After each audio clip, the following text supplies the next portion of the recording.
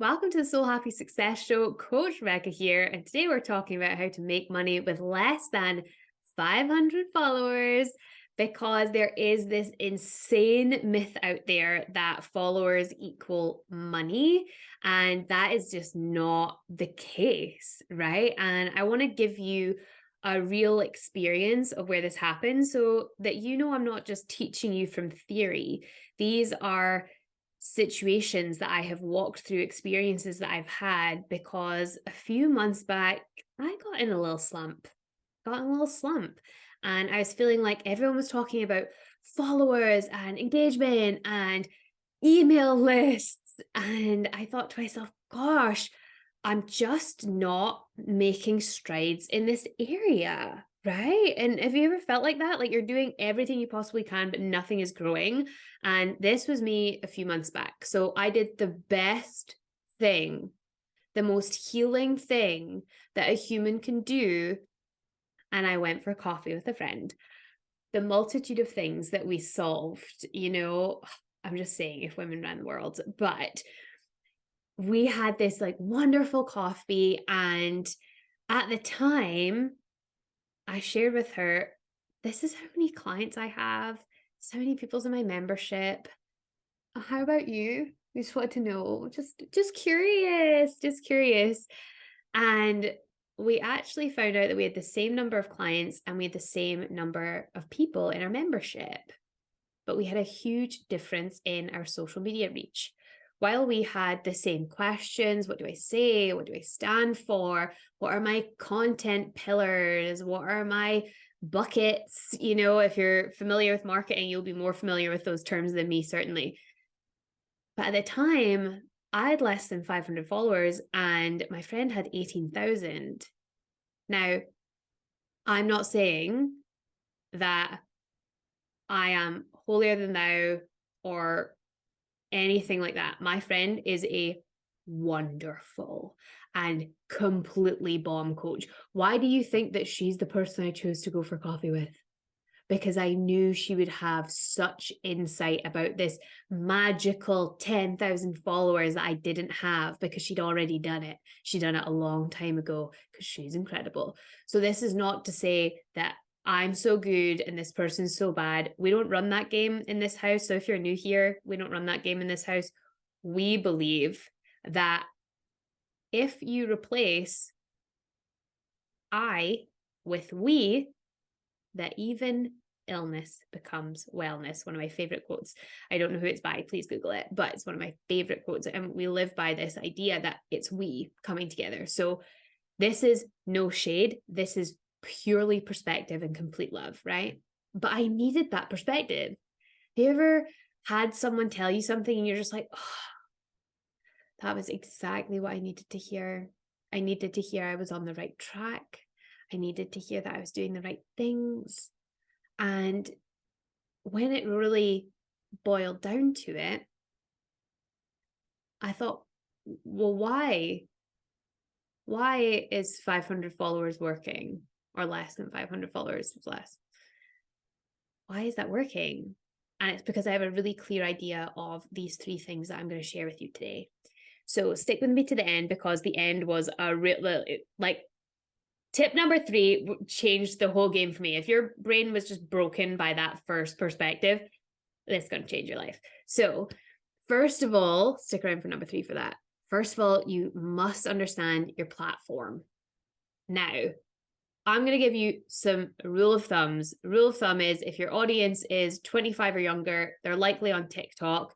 If they're 25 to 40, they're probably on Instagram. If they're 30 plus, and yes, Facebook and Instagram overlap, they're probably on Facebook.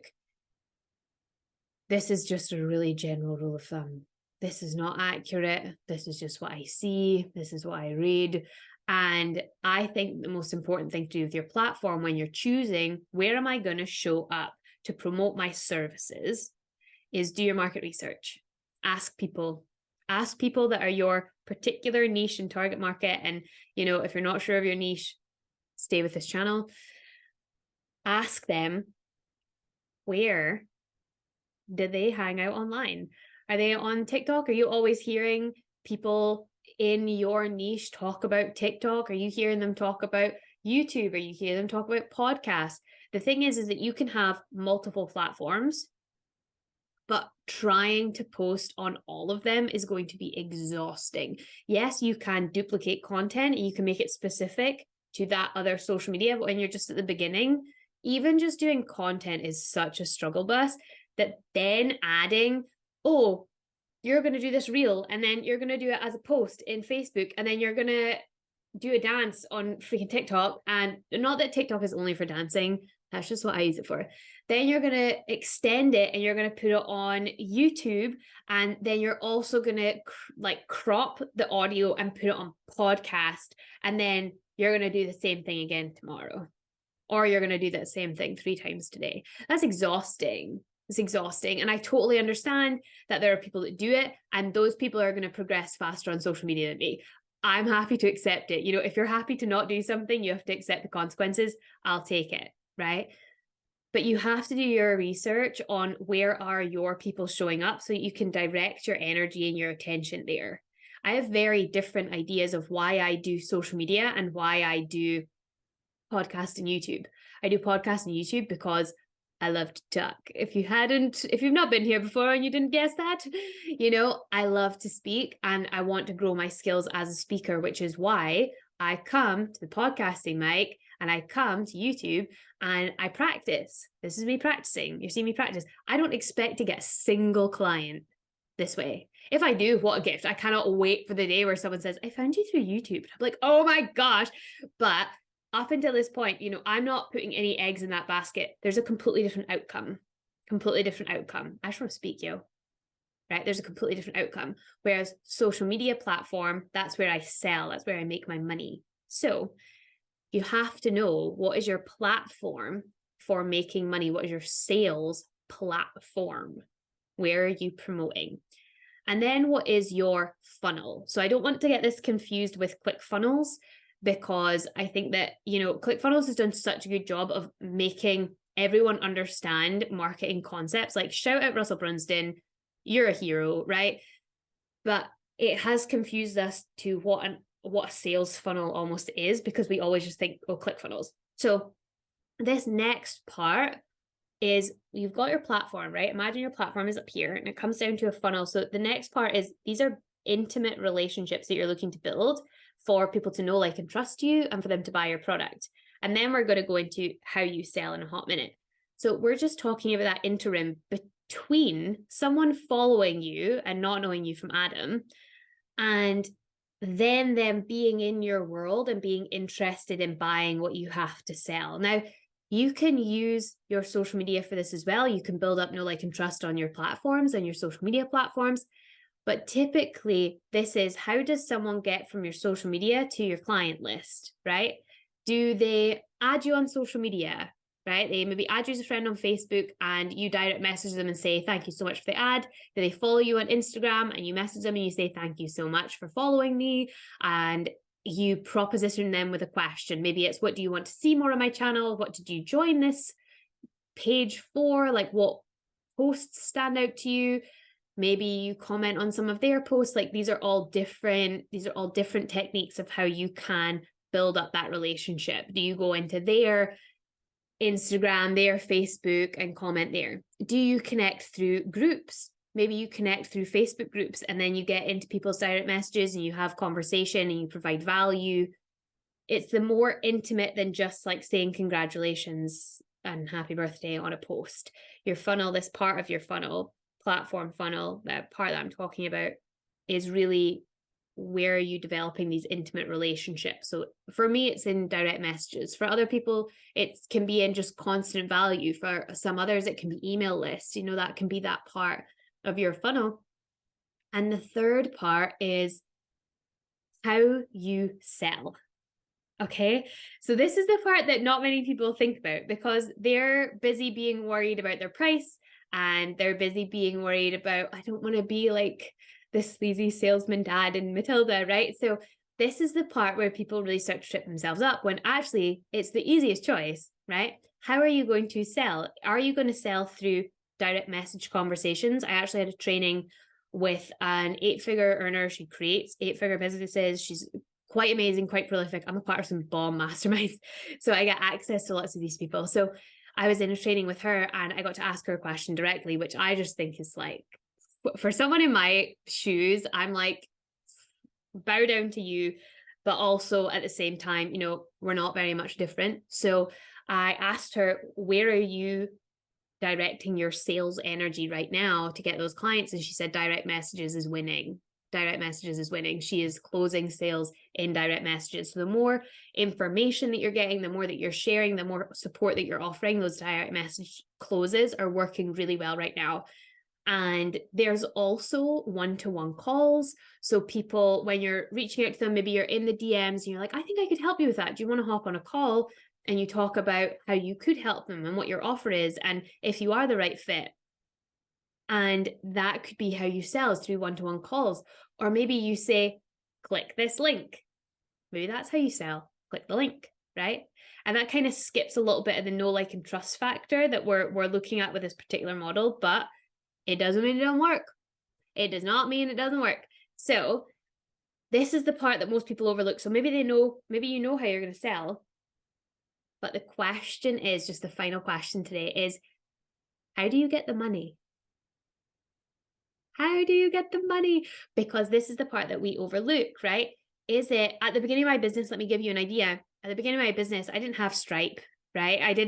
That's what I have now, not an ad, just what I use.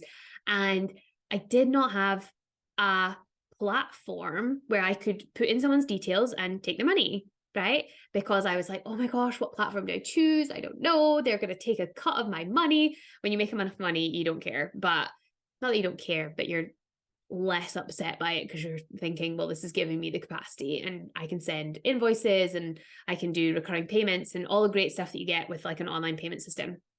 At the beginning, I did a straight bank transfer. And if you're worried, what if the person doesn't like it? What if, they're not having a good time? Just refund them at the end of the day. You just don't take the negativity. If someone wants to be like that, let them, give them their money back, wish them well, take it as a lesson learned. You know who you're not selling to in future.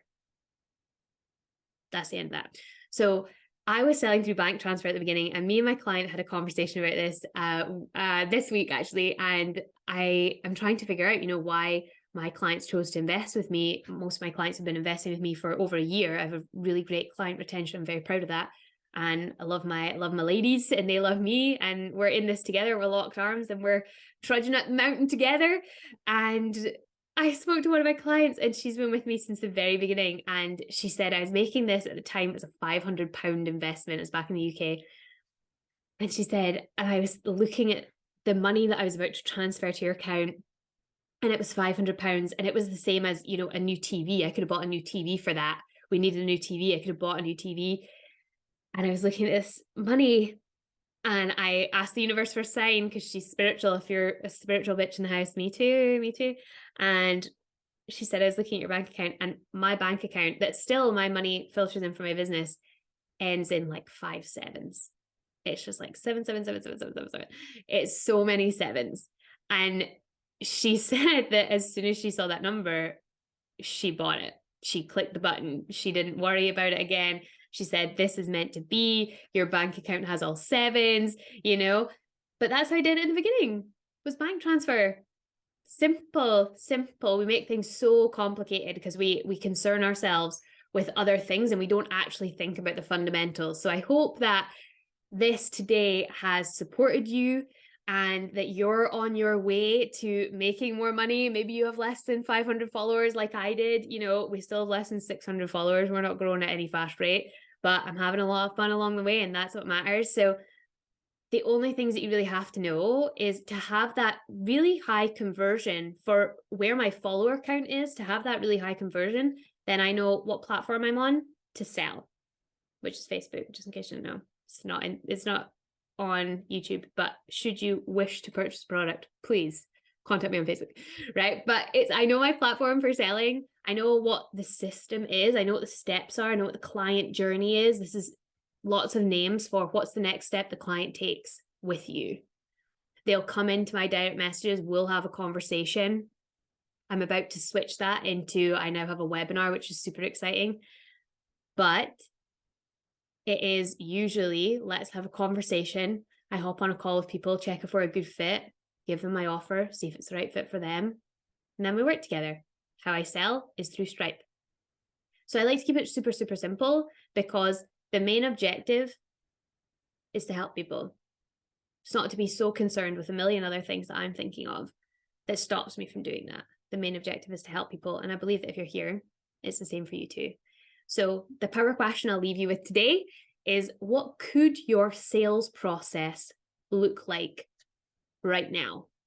Instead of looking at 10 steps down the line, when I have the funnel, when I have all the things, when I have ClickFunnels or Kajabi or something that will, or Stripe or something that will act as a payment system. I believe that for ClickFunnels and Kajabi, you also need another payment system, just FYI, total side note on the back end. But what could your sales process look like right now? Does it look like just a bank transfer? That's okay, bro. It's okay at the beginning, right? You'll learn, you'll grow. But what could it look like right now? Because you're probably stopping yourself with lots of other excuses, but the real problems are the ones that you're not putting in place. You don't know how you're going to sell your product. You don't know what that looks like. So you're going to put all the blocks in your way. You're cock blocking your own money. And that may lead to some serious problems. So what could your sales process look like right now? Just ask yourself that, take a moment to journal it or think about it, and not when everything is in place now. And in the meantime, before I see you next week, I'll be over here believing in you and available in the comments.